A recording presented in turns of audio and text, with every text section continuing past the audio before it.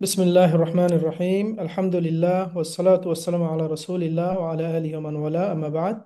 সম্মানিত আজকের এই অনুষ্ঠানের সভাপতি আমার প্রিয় স্যার ডক্টর উলামিন স্যার, আমাদের বিশেষ প্রধান অতিথি professor doctor Nakib Nasrullah sir, honourable vice chancellor of Islamic university Kushtia, সম্মানিত মেহমান বৃন্দ।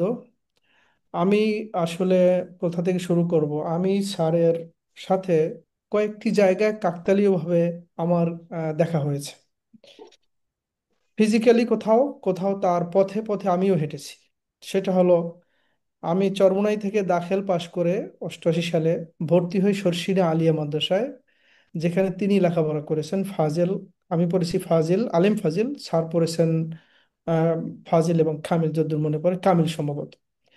তারপরে তিনি ঢাকা ইউনিভার্সিটি ভর্তি হন, যে ডিপার্টমেন্টে, আমিও সেই ডিপার্টমেন্টের ছাত্র।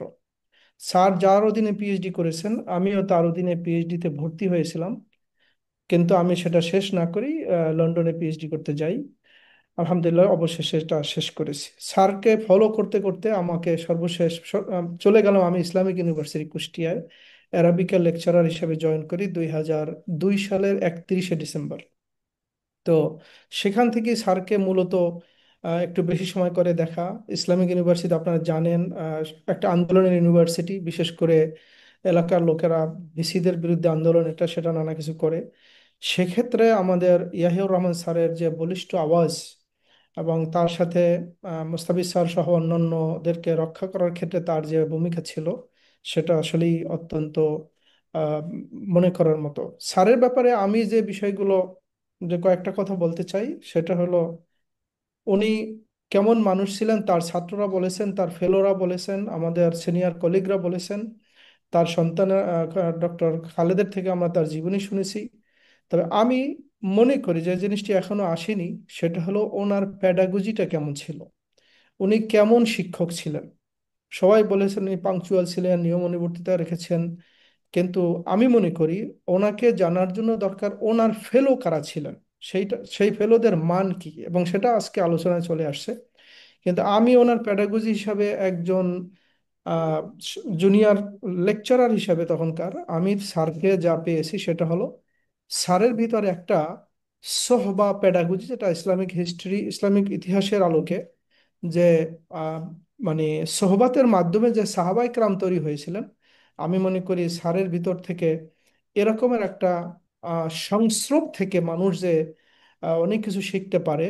তার চলন বলন, তার আচার অনুষ্ঠান, তার পাঠদান, তার সুপারভিশন, এরকম সব কিছুর ভিতরে আমি মনে করি একটা সোহবা প্যাডাগজি, যার মাধ্যমে রসুল সাল্লাহ আসলামের আদর্শে আদর্শবান হয়ে সাহাবাই কেরামরা যেভাবে ধন্য হয়েছিলেন, আমি মনে করি ডক্টর ইয়াহিয়া রহমান স্যারের ব্যাপারে আমার মনে হয় এরকম একটা কথা চলে আসা উচিত।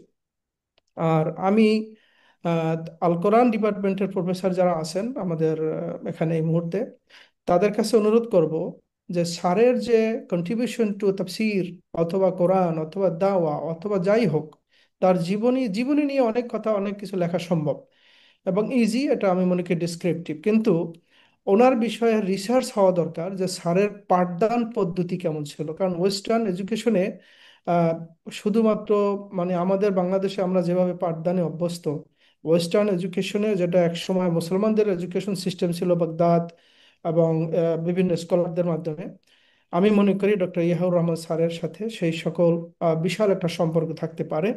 আমি মনে করি এই সব বিষয়ে এমফিল এবং পিএইচডি হওয়া উচিত, তার কন্ট্রিবিউশন টুয়ার্ডস এডুকেশন।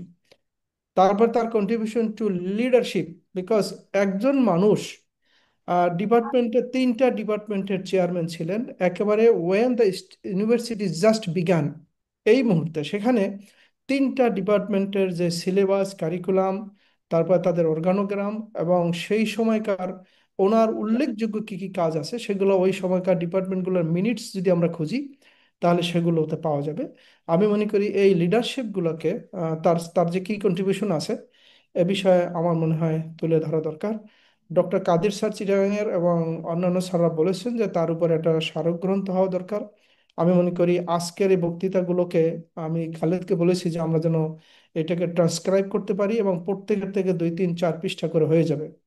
সেটাকে আমরা যদি একটু পরিমার্জন করে সুন্দর করে সাজিয়ে যদি একটি আহ, বিলম্ব না করে খুব তাড়াতাড়ি যদি একটা মনে করেন 5 থেকে 6 মাসের মধ্যে একটা যদি বই আমরা বের করতে পারি, আমি মনে করি ভালো হবে। আর আজকের যারা উপস্থিত আছেন সকলকে, অনেককে দেখে আজকে ধন্য হলাম। অনেককে অনেক আগে দেখেছি, আজকে আবার দেখলাম। আল্লাহ তালা আমাদেরকে প্রফেসর ইয়াহিয়া রহমান স্যারের পথে, তার মতে, তার আদর্শে চলার তৌফিক দান করুন। সর্বশেষ কথাটি হলো যে গাছ চেনা যায় ফলের মাধ্যমে। কাইফা ইউরাফু শাজারু আশ-শাজারু ইউরাফু বিস-সামার।